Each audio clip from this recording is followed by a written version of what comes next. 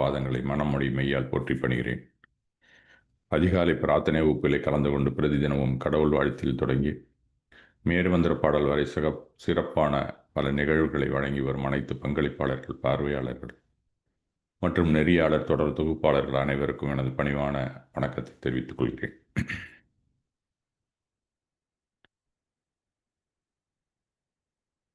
நான் பணியாற்றுகின்ற காலத்தில் வங்கியில் ஒருத்தர் எனக்கு அடுத்த நிலை ஊழியராக மெசஞ்சர் அப்படின்னு சொல்லுவாங்க. நீங்கள் வங்கியிலலாம் பார்த்துருக்குறான். தினமும் காலையில் வங்கிக்கு வந்தார்னா மாலை 5:30 மணி வரைக்கும் அவங்களுக்கு வேலை இருக்கணும். சமயத்தில் கொஞ்சம் முன்னாடி சொல்லிட்டும் போகிறது உண்டு. அதுமாரி 5:30 மணி வரைக்கும் பெரும்பாலும் அவர் ஆஃபீஸில் சின்சியராக வேலை பார்த்துட்டு இருப்பார். 5:30 மணிக்கு மேலே கிளம்பிட்டார்னா அவர் நேராக வீட்டுக்கு போவார்னு பார்த்தா போக மாட்டார். அந்த ஊரில் நான் இருக்கிற ஏரியாவில் இப்போ கடைகள்லாம் பக்கத்துலேயே தான் இருக்கிறோம். நியர்பையில் இருக்கிற ஒரு ஜவுளி கடையில் போய் கேஷில் உட்காந்துடுவார். அதுக்கப்புறம் 6 மணிலேருந்து ராத்திரி 10 மணி வரைக்கும் அது கடை எப்போ கட்டுறாங்களோ கணக்கு முடிச்சு அவங்கள்ட்ட கொடுத்துட்டு வீட்டுக்கு போய் சாப்பிட்டுட்டு, சில நாளைக்கு பெரும்பாலும் கடையிலே லேட் ஆச்சுன்னா அவங்களே சாப்பாடு வாங்கி கொடுத்துருவாங்க.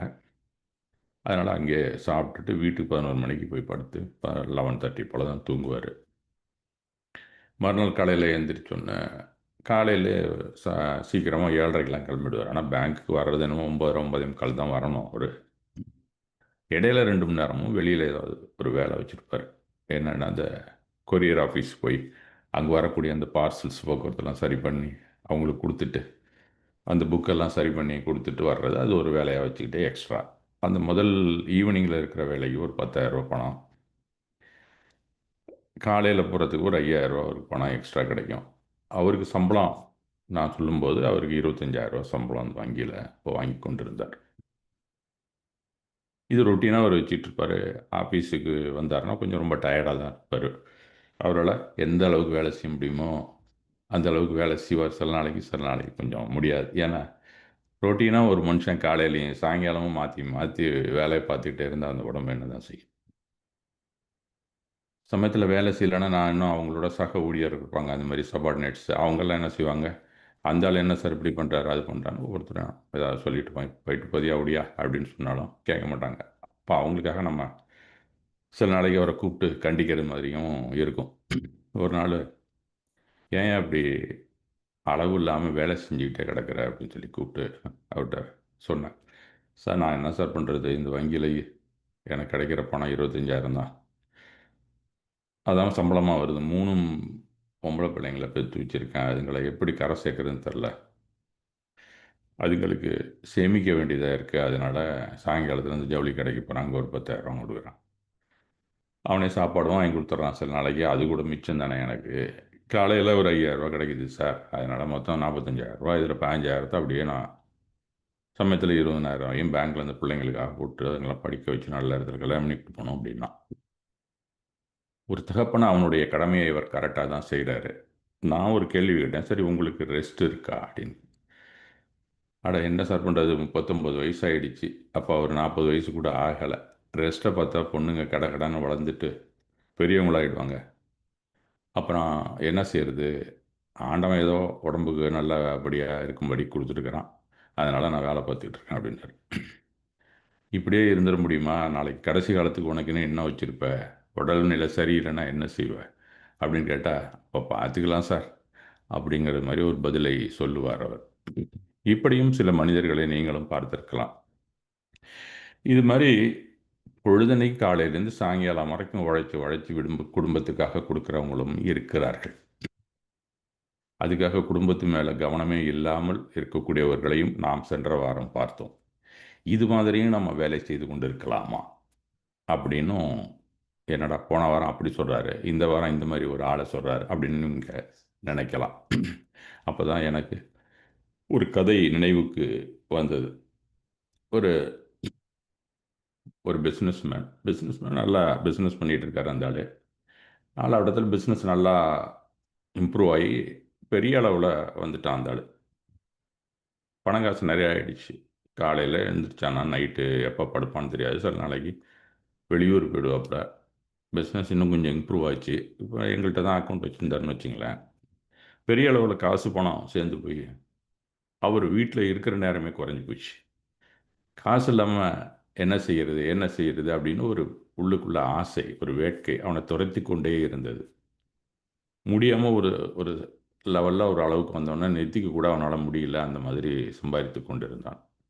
அதனால அவன் அப்பப்ப ரெஸ்ட் எடுக்கிறதுக்கு எங்கேயாவது ஒரு ரெஸ்ட் எடுக்கிற ஒரு ரிசார்ட்டு, ஒரு அமைதியான இடம் அப்படி போவான். அப்படி போகிற காலத்தில கோவா அப்படிங்கிற இடத்துல போய் தங்கி இருந்துட்டு, அங்க ஒரு ஜுஹு பீச்சுன்னு ஒரு இடம் இருக்கும்.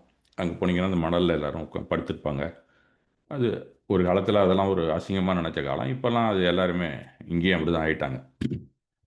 அங்க போய் ரெஸ்ட் எடுத்துட்டு கொஞ்ச நேரம் படுத்து தூங்கிவிட்டு, காலையில கொஞ்ச நேரம் இருப்பாரு. சாயங்காலத்தில இருப்பாரு. திருப்பி வந்து சாப்பிடுவாரு. இப்படியே ஒரு வாரம் அங்க இருந்துட்டு தான் திருப்பி வந்தாருன்னா, அவருக்கு ஃப்ரெஷ் ஆகும் மைண்டு.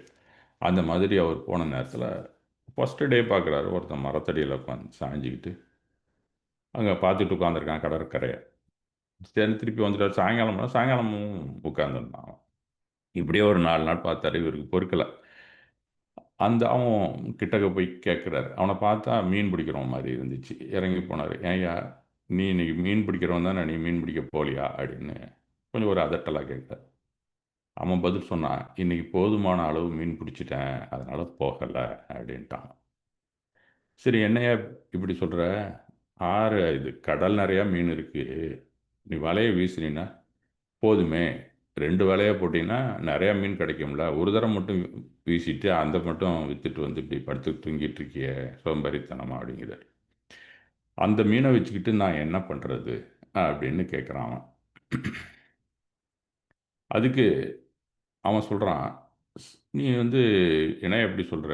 கொஞ்சம் தானே மீன் வந்திருக்கு. நெறைய மீன் இருந்தா மார்க்கெட்ல கொண்டு விக்கலாம். நெறைய காசு கிடைக்குமே!" அப்படிங்கிறாரு. சரி அந்த காச வச்சுக்கிட்டு நான் என்ன பண்றது? அப்படின்னான். அந்த காச வச்சு நீ உனக்கு வந்து ஒரு நல்ல படகு வாங்கலாம். அதுக்கு மோட்டார் ஃபிக்ஸ் பண்ணி மோட்டார் போட் ஆக்கலாம். மோட்டார் போட் ஆக்குனீன்னா கடலுக்கு போய் இன்னும் நெறையா பெரிய பெரிய மீனெல்லாம் பிடிக்கலாம். சரி, சரி பெரிய பெரிய பெரிய மீனா பிடிச்சு நான் என்ன பண்றது? அப்படின்னான். ஏன்யா பெரிய பெரிய மீனா பிடிச்சின்னா, நெறைய விலைக்கு விக்கலாம்ல. அத வச்சு இன்னும் 2 போட் வாங்கலாம். இன்னும் 2 போட் வாங்குனது இன்னும் 2 ஆளு, 4 ஆள போட்டு அவங்களையும் மீன் பிடிக்க சொல்லலாம். இப்படியே நீ போனீன்னா 20 போட் ஆனுச்சுன்னா நீ எவ்வளோ பெரிய பணக்காரன் ஆயிரலாம் அப்படின்னு சொல்லி ஒரு ஐடியாவ குடுக்குறான் அவனுக்கு. சரி பெரிய பணக்காரன் ஆறேன்னு வச்சுக்க. அந்த பெரிய பணக்காரன் ஆனா நான் என்ன பண்ணலான்னு கேட்டான். இப்ப இப்ப நான் வந்திருக்கேன். நீ பணக்காரன் ஆயிட்டீன்னா நீனும் நல்லா ஹாயா படுத்து கம்முன்னு ரிலாக்ஸ்டா ரெஸ்ட் எடுக்கலாம்ல அப்படின்னாரு அவரு. உடனே அவன் டக்குன்னு பதில் சொன்னான். இப்போ மட்டும் நான் என்ன செஞ்சுக்கிட்டு இருக்கேன்? ஹாயா படுத்துக்கிட்டு தானே இருக்கேன். இதுக்கு தானே என்ன உழைக்க சொல்ற நீ? அறிவுரை சொல்ல வந்துட்டாராம். ஆள பாரு. நீ போய் உன் வேலைய பாருய்யா அப்படின்னு சொல்லிட்டு அவன் போயிட்டான். ஆனா இந்த கதைய கேட்கறதுக்கு என்னமோ அவன் சோம்பேறி மாரி நமக்கு தோக்கணும். இவன் என்னமோ ரொம்ப வேல பார்த்து, ரொம்ப சம்பாரிச்சு குடும்பத்த தாங்கிறது மாதிரியும் தோணலாம். ஆனா இதுல ஒரு சின்ன கருத்து இருக்கு பாருங்க. அந்த மீனவனை சோம்பேறின்னு சொல்ல முடியாதுங்க. போதும் அப்படிங்கிற மனம் கொண்டவன் அவன். ஒரு மனுஷனுக்கு போதும் அப்படிங்கிற மனம் முதல்ல வேணும். அது முக்கியமா பணத்துல வேணும். 2வதா, நாம இந்த பூமியில் பொறந்தது கொஞ்ச நேரமாவது ஓய்வு எடுக்கணும் அப்படிங்கிற ஒரு விஷயமும் இருக்கிறோம். உழைக்கிறோம், உழைச்சுக்கிட்டே இருக்கிறோம், பணம் சம்பாதிக்கிறோம். ஆனா இந்த உடம்புல அதுக்கான ஓய்வு கிடைக்கிறதே இல்ல. ரிலாக்சேஷனே கிடைக்கிறதில்ல. சரி நம்ம ஓய்வா இருக்கலாம் அப்படிங்கிற நேரத்தில இந்த உடம்பு நாம சொல்றத கேட்கறதில்ல. நாம என்ன அனுபவிக்கணும்னு நினைக்கிறோமோ, அதுக்கெல்லாம் அந்த உடம்பு ஒத்துழைக்கிறதும் இல்ல. ஆக உழைக்கிறதுக்கும் ஒரு சீலிங் தேவைப்படுது ஒவ்வொரு மனிதனுக்கும். பணம் சம்பாதிக்கிறதுக்கும் கண்டிப்பா ஒரு அளவீடு இருக்கிறது. இது 2க்கும் இடையிலே அதுக்குன்னு உழைக்காம சும்மா இருந்துகிட்டு இருக்கிறதும் தவறு. அதுக்காக உழைத்துக் கொண்டே இருப்பதும் குடும்பத்திற்காக செய்கிறேன், அதுக்காக செய்கிறேன், இந்த கடமையை நான் நிறைவேற்றுவதற்காக போராடுகிறேன் அப்படின்னு சொல்லிக் கொண்டிருக்கிறதும் தவறு. அவரவர்களும் குடும்பத்தையும் பார்க்கணும், தன்னுடைய உடலையும் கவனிக்கணும், தனக்குன்னு ஒரு இலக்கு வைத்துக்கணும். சரி, ஓரளவு ரெஸ்ட் எடுக்கிறோமா? உடல்நிலை சரியா இருக்கிறா? இதுக்காகவும் நாம இந்த உடலை சரியாக வைத்துக்கொள்ள வேண்டியது மிக மிக அவசியம். அதுக்கு தான் பகவான் கூட சொல்லியிருக்கிறாரு. "மிகுபெறு விரும்பாமை" அப்படிங்கிறது இதுக்காக தான் ஒரு வேளை சொல்லியிருக்கலாம். நாம அத தவறா புரிஞ்சுகிட்டு இருக்கோம். என்ன சம்பாதிக்கணுங்கிறதுக்கு ஒரு சீலிங் குடுத்துருக்காரு போல இருக்கு. அது சீலிங் நமக்கு தெரியல அப்படின்னு கூடுதலா சம்பாதித்துக் கொண்டே இருக்கிறோம். அப்படி இல்லப்பா. உழ உழைக்கிற அளவுக்கு உழைச்சு கொண்டு இருக்கு. ஓய்வு அப்படிங்கிறது ஒரு விஷயம் அந்தண்ட பக்கம் இருக்கு. அதையும் நீ யோசிக்கணும் அப்படிங்கிறதுக்கு தான் சொல்லுகிறார். அது மட்டும் இல்ல, அதுக்கு முன்னாடி மேலும் பல இந்த சமூகத்திலே இருக்கக்கூடிய சீர்கேடுகளை எப்படி சரி செய்யலாம் அப்படிங்கிற ஒரு விவரமும் இருக்கிறது. அதை நம்ம இன்னொரு நாளைக்கு பார்க்கலாம். எனிஹவ், உழைக்க வேண்டும். உழைக்கிறத அளவோடு உழைக்க வேண்டும். தேவையான அளவுக்கு நாம் சம்பாதித்தால் போதும். அது குடும்பத்துக்கு என்ன தேவையோ அதை பூர்த்தி செய்தாலே போதும். அளவுக்கு அதிகமாக சம்பாதிக்க வேண்டும் என்பதும் ஒரு அவா தான். அந்த அவா உன்னோடு நிற்காது. குடும்பத்தில இருக்கிறவங்களுக்கும் அந்த அவாவை தூண்டி விட்டு கொண்டே இருக்கும். இன்றைக்கு இதை வாங்கி கொடுத்தால், அதை விட நாளைக்கு அதை விட கூடுதலா என்ன வாங்கி கொடுக்கலாம்? என்ன மாரி இடத்துக்கு போலாம்? எப்படியெல்லாம் பார்க்கலாம்? என்ன மாரி நம்ம பேசி தீர்க்கலாம் பொழுதென்ன? அப்படிங்கிறது மாரிலாம் போயிட்டு. அப்ப உழைக்கிறதுக்கும் ஒரு அளவீடு இருக்கிறது. உழைக்காமல் சோம்பேறித்தனமாய் இருப்பதற்கும் ஒரு ஓய்வெடுப்பதற்கும் ஒரு அளவு இருக்கிறது. 2க்கும் இடையில் நம் வாழ்க்கையை எப்படி வாழ்வது அப்படிங்கிறது தான் ஞானம். அந்த ஞானத்தை போதிப்பவர்கள் தான் ஞானிகள் என்று கூறிக்கொண்டு, நாம் எவ்வளவு உழைக்க வேண்டும், எப்போது நாம் ஓய்வெடுக்க வேண்டும் என்பது அவரவர்கள் நிர்ணயம் செய்ய வேண்டியது. அப்படி இல்லைன்னா, இந்த உடல் நமக்கு சாபமாய் இருக்காது. சாபமாகத்தான் இருக்கும். ஒரு வரமாக இருப்பதற்கு வாய்ப்பில்லை என்று கூறி இன்றைய உரையை முடித்துக் கொள்கிறேன். மிக்க நன்றி.